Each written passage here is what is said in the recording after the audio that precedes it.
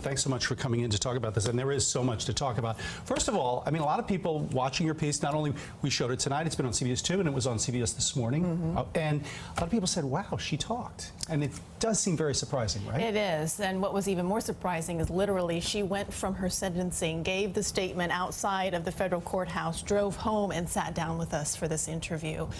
She was ready to talk, Dick, is basically the bottom line. She feels as though she's been silenced for the past 5 years, and she feels as though she's been out to and labeled, you know, the bad guy, quote unquote, the villain, quote unquote, and she wants to have everyone hear her side of the story. And her side of the story is, according to Bridget and Kelly, is she believed it was a traffic study and that the governor knew all along what was going on. Whether or not he knew this was a traffic study that is, you know, sort of hidden to be political revenge, she cannot say that. But she did say that she spoke to him before the lane closures happened, during the 4 days that the lane closures occurred, and even after. And we know, as you pointed out in that statement, the governor denies all this and says she's the one who's lying. Let's talk about the relationship a little bit, because the governor seemingly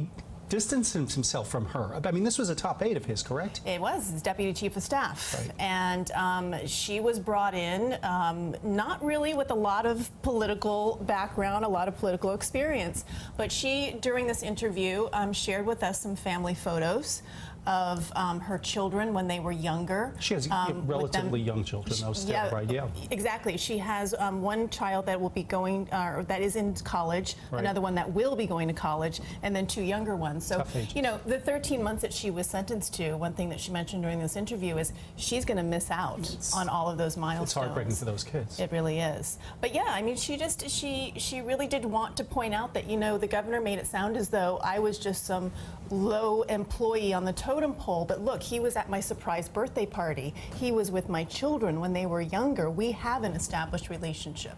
And yet, when you do hear the prosecution, they make it very clear that when she reads that statement, they see it as really some awful political intrigue that, as you pointed out so well in that interview, put people at risk, too. Not just people going to the memorial on September 11th, but people could have been at risk, EMS people, et cetera, correct? And I think that that's what's really lost in all of this, you know, political intrigue and back and forth between the Democrats and the Republicans, is there were real people you know, affected by this. Absolutely. Thousands of commuters, children. It was back to school week. Children stuck on school buses that cannot get to school.